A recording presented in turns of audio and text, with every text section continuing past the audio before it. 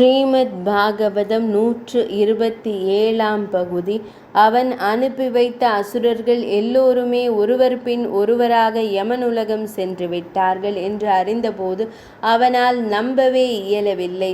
சாதாரண சிறுவர்களை கொல்ல முடியவில்லை என்றால் அதில் ஏதோ சதி இருக்கிறது என்று யூகித்தான்.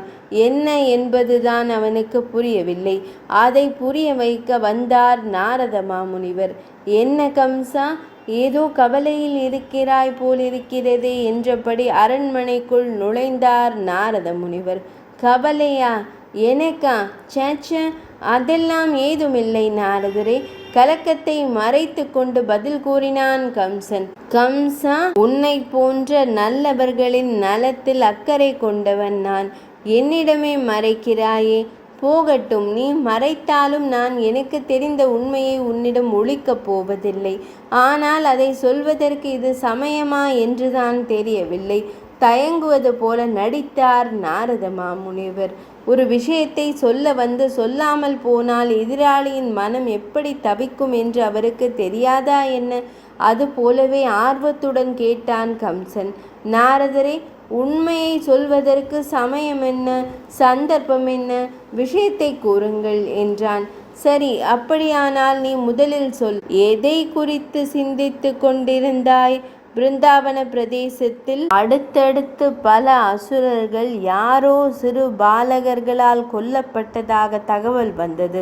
அதை குறித்து தான் சிந்தித்து கொண்டிருந்தேன். சாதாரண இடைச்சிறுவர்களால் இது எப்படி முடிந்தது என்றுதான் எனக்கு தெரியவில்லை. கம்சா, இங்கேதான் நீ தவறு செய்கிறாய். நான் சொல்ல வந்த உண்மையும் அதை குறித்துதான். கேட்டுக்கொள். நீ நினைப்பது போல் பிருந்தாவன சிறுவர்கள் சாதாரண சிறுவர்கள் அல்ல. உனது தங்கை தேவகியின் 7வது கர்ப்பம் கலைந்து போய் விட்டதாக நினைத்தாய் அல்லவா? அந்த தேவகியின் 7வது கர்ப்பமாக இருந்தவன் ரோஹிணியின் மகனான பலராமன். தேவகியின் 8வது குழந்தையாக பிறந்து ஆகாயத்தில் போன பெண் குழந்தை தேவி யசோதையின் மகள். உண்மையில் தேவகிக்கு 8வது மகனாக பிறந்தவன் கிருஷ்ணன்தான். அவன் இப்போது பலராமனுடன் நந்தகோபன் யசோதையின் மகனாக பிருந்தாவனத்தில் வளர்ந்து வருகிறான். அவன்தான் உனக்கு யமன்.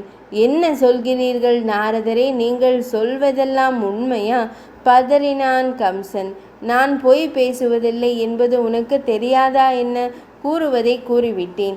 இனி உன் சாமர்த்தியம். வந்த வேலையை கச்சிதமாக செய்துவிட்டு விடைபெற்று கொண்டார் நாரத மாமுனிவர். 127ஆம் பகுதி இனிதே நிறைவடைந்தது.